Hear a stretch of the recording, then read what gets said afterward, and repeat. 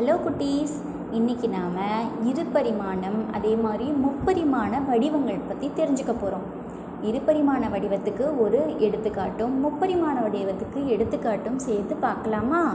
சரி, முதல்ல இப்போ நம்ம இருபரிமாண உருவம் சதுரம் பார்க்க போகிறோம். சதுரத்துக்கு மொத்தம் 4 பக்கங்கள் இருக்குது இல்லையா?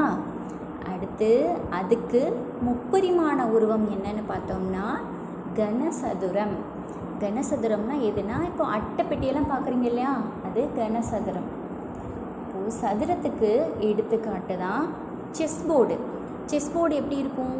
4 பக்கமும் சமமாக ஒரே மாதிரி இருக்கும் இல்லையா? அதே மாதிரி கனசதுரத்துக்கு நம்ம சுற்றி கலர் கலராக வச்சு ஒரு க்யூப் விளையாடுவோம் இல்லை, அதுதான் கனசதுரத்துக்கான எடுத்துக்காட்டு. அடுத்தது வட்டம். வட்டம்னா இப்போ நம்ம சாப்பிட்ற பிளேட்டெல்லாம் வட்டமாக இருக்குது இல்லையா, அது இருபரிமாணம். இப்போ முப்பரிமாணம்னு எடுத்தோம்னா அது கோளம், கோள வடிவமாக இருக்கும். இப்போ நம்ம விளையாடுற பால் இருக்குல்ல, அது கோள வடிவம். அடுத்தது செவ்வகம். செவ்வகங்கிறது இருபரிமாண உருவம்.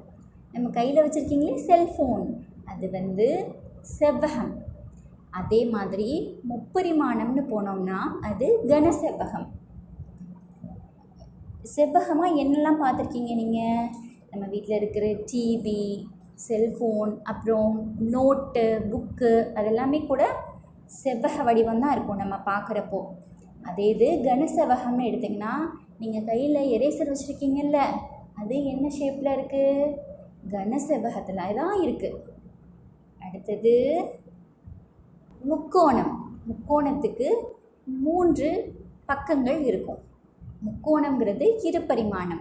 அதே இது முப்பரிமாணம்னு என்னன்னு பார்த்தோம்னா முப்பட்டகம்னு ஒன்று இருக்கும் இல்லையா, அதெல்லாம் முப்பரிமாணம் தான். இப்போது நீங்கள் டென்ட்டெல்லாம் பார்த்துருக்கீங்களா? டென்ட் இருக்குல்ல, அது முப்பரிமாணம் தான். அதுக்கு கிட்டத்தட்ட 3 பக்கங்களும் ஒரே மாதிரி இருக்கும். ஓகேவா குட்டீஸ்? இன்னும் அடுத்தடுத்து இதை பற்றி டீட்டெயில்டான வீடியோஸ்லாம் பார்க்குறதுக்கு மறக்காமல் சப்ஸ்கிரைப் பண்ணிவிட்டு லைக் பண்ணிடுங்க. டாடா, பாய் பாய்.